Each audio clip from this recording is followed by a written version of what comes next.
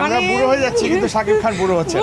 আমি যে বাংলা সিনেমা দেখছি, দেখতে দেখতে মনে হচ্ছে যে না আমি বাইরের কোনো সিনেমা দেখছি, এরকম একটা ফিল হয়েছে আর ভালো লাগছে। আমার কাছে সত্যি খুব ভালো লাগছে। ভালোবাসার কিছু ছিল, ফাইটিংও ছিল, মিলাই ছিল ভাইয়া।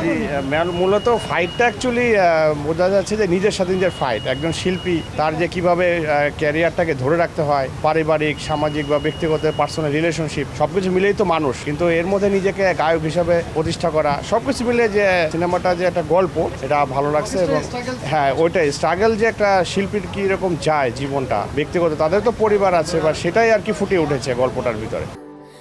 স্যান্ডেলিনা সো, রূপচর্চায় আভিজাত্য।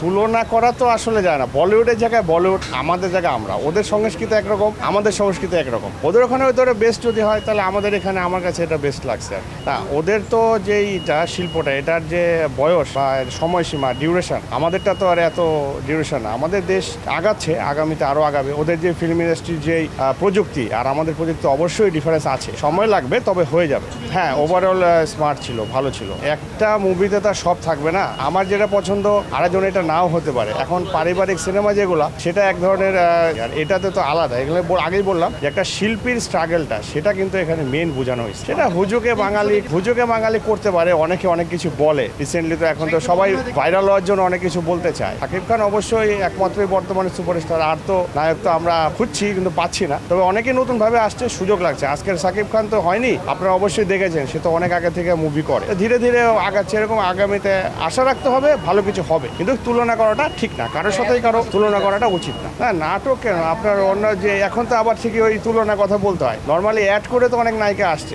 আপনার অন্যান্য রাষ্ট্র দেখবেন যে ক্রিম, ফেয়ার অ্যান্ড লাভলি যে অ্যাড করে, ওটার নায়িকা এখন অনেক সিনেমা করতেছে না। আর যে আছে মিথিলা, উনি আসছে, অবশ্যই আগামীতে আগাবে। এখানে তো লিড রোল পায় নাই, লিড রোল দিয়ে ট্রাই করতে পারে, তাতে ভালো হতেও পারে। একদম ইয়াং লাগতেছিল দেখতে, মানে ভালো লাগতেছিল। অত যে বয়স মানে কোনোভাবে দেখা যাচ্ছিল না।